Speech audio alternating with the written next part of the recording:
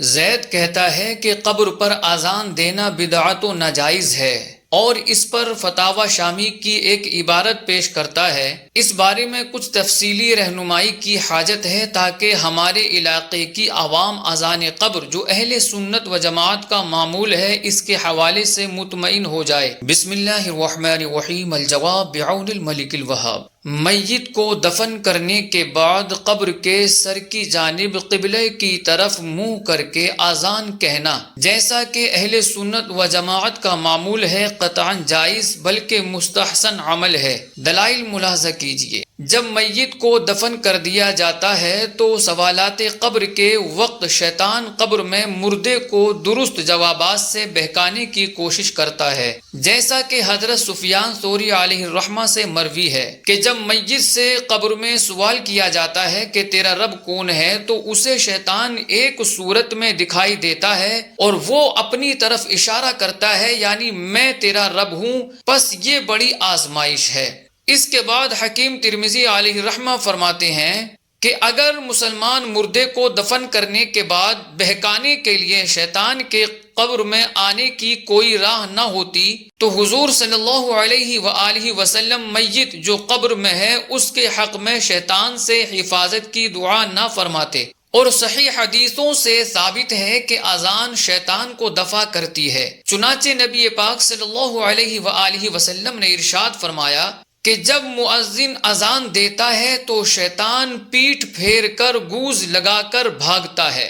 لہٰذا اہل سنت و جماعت اپنے مسلمان بھائی کی بھلائی کے لیے اس کی قبر پر اذان دیتے ہیں تاکہ سوالات قبر کے جوابات کے وقت شیطان وہاں سے بھاگ جائے اور وہ مسلمان شیطان کے فتنے سے بچ کر درست جوابات دینے میں کامیاب ہو کر آخرت میں سرخرو ہو جائے۔ حضور صلی اللہ علیہ وآلہ وسلم سے ثابت ہے کہ آپ صلی اللہ علیہ وآلہ وسلم نے حضرت سعد بن معاذ رضی اللہ تعالیٰ عنہ کو دفن کرنے کے بعد اونچی آواز سے تکبیر یعنی اللہ اکبر کا تکرار فرمایا۔ چنانچہ المعجم الکبیر اور مسند احمد وغیرہ کتب حدیث میں ہے کہ حضرت سیدنا جابر بن عبداللہ رضی اللہ تعالیٰ عنہ فرماتے ہیں کہ جب حضور صلی اللہ علیہ وسلم نے حضرت سعد رضی اللہ تعالیٰ عنہ کی نماز جنازہ ادا فرمائی اور انہیں قبر میں رکھا اور اوپر سے مٹی برابر کر دی تو آپ صلی اللہ علیہ وآلہ وسلم نے سبحان اللہ فرمایا تو ہم نے بھی کافی دیر سبحان اللہ کہا۔ پھر آپ صلی اللہ علیہ وآلہ وسلم نے اللہ اکبر فرمایا تو ہم نے بھی اللہ اکبر کہا۔ پھر آپ صلی اللہ علیہ وآلہ وسلم سے پوچھا گیا کہ یا رسول اللہ صلی اللہ علیہ وسلم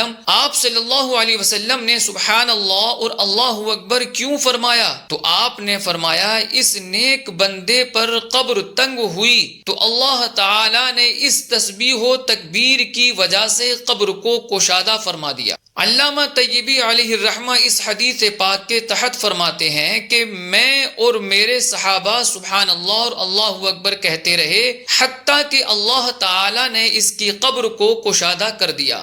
قبر پر تکبیر یعنی اللہ اکبر کا تکرار کرنا حدیث پاک سے ثابت ہوا اور اذان میں بھی تکبیر کے الفاظ کا تکرار ہوتا ہے۔ غضب الہی کو بجھانے کے لیے تکبیر کہنا بہت فائدے مند ہے۔ اذان میں بھی تکبیر کے الفاظ ہیں، لہٰذا قبر پر اذان دیتے ہیں تاکہ اللہ تعالی مردے پر غضب نہ فرمائے بلکہ رحمت فرمائے، اور اسی طرح ظاہری طور پر آگ لگی ہو تب بھی تکبیر کہنے کا حکم ہے کہ اس سے آگ بجھ جائے گی۔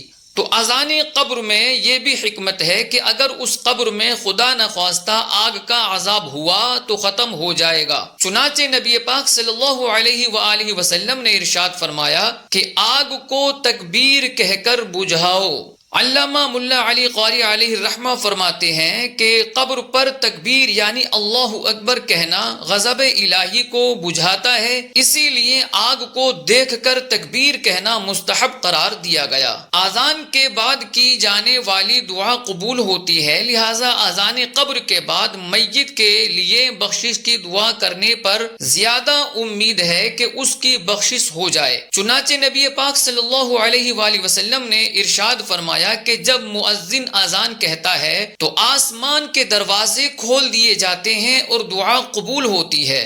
آذان ذکر الہی ہے اور ذکر الہی عذاب دفع کرتا ہے۔ چنانچہ نبی پاک صلی اللہ علیہ وآلہ وسلم نے ارشاد فرمایا کہ ذکر الہی سے بڑھ کر کوئی چیز بھی اللہ تعالی کے عذاب سے نجات دینے والی نہیں ہے۔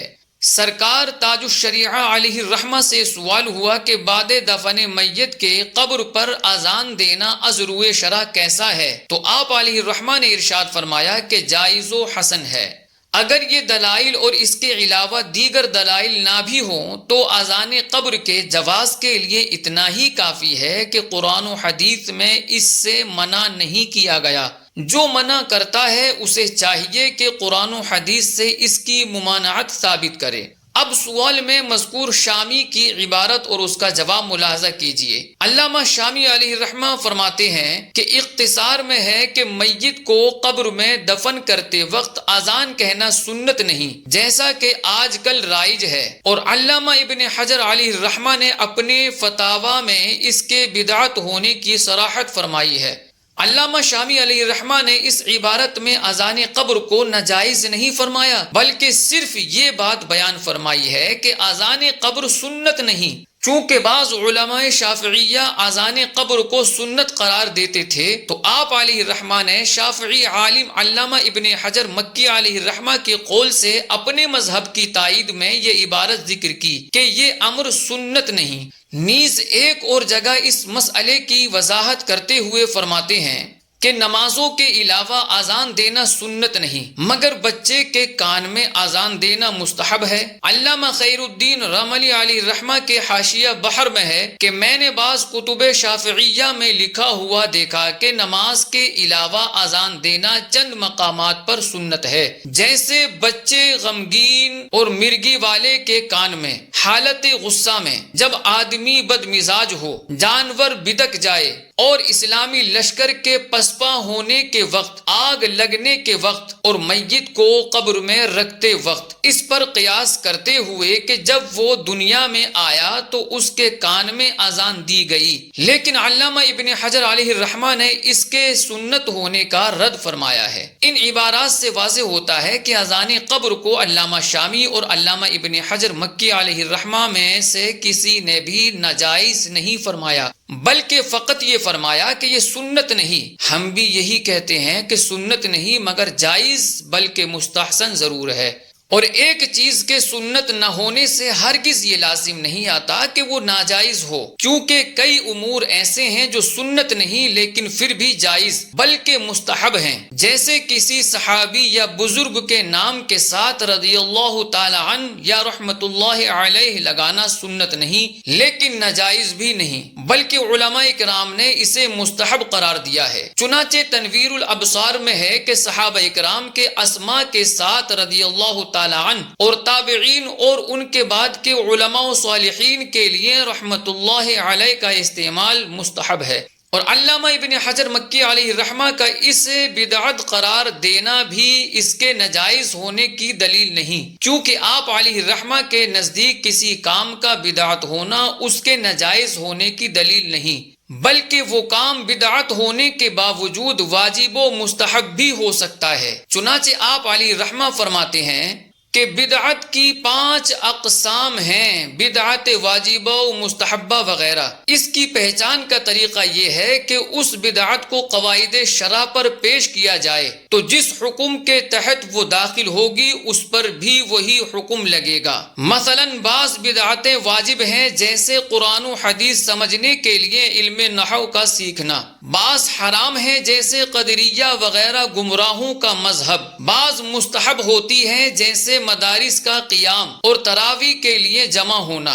بعض مباح ہیں، جیسے نماز کے بعد مصافحہ کرنا۔ تو پتہ چلا کہ علامہ ابن حجر مکی علیہ الرحمہ کی تشریح کے مطابق اذان قبر کو مطلقاً بدعت محرمہ یعنی حرام بدعت نہیں کہہ سکتے، بلکہ قوانین شرع پر پیش کرنا ضروری ہے، اور قوانین و دلائل شرعیہ جیسا کہ اوپر بیان کیے گئے کی روشنی میں اس کا جواز بالکل واضح ہے۔ اسی طرح علامہ شامی علیہ الرحمہ کے نزدیک بھی ہر بدعت ناجائز نہیں، چنانچہ نماز کے لیے زبان سے نیت کرنا نبی پاک صلی اللہ علیہ وآلہ وسلم اور صحابہ اکرام علیہم الرضوان سے ثابت نہیں، لہذا بدعت ہے لیکن بدعت حسنہ ہے۔ چنانچہ علامہ شامی علیہ الرحمہ اس بارے میں فرماتے ہیں کہ فتح القدیر میں بعض حفاظ سے منقول ہے کہ حضور صلی اللہ علیہ وآلہ وسلم سے سند صحیح بلکہ سند ضعیف سے بھی ثابت نہیں کہ آپ صلی اللہ علیہ وآلہ وسلم نے یوں نیت کی ہو کہ میں فلاں نماز پڑھتا ہوں۔ کہا گیا کہ نماز کے لیے زبان سے نیت کرنا بدعت ہے،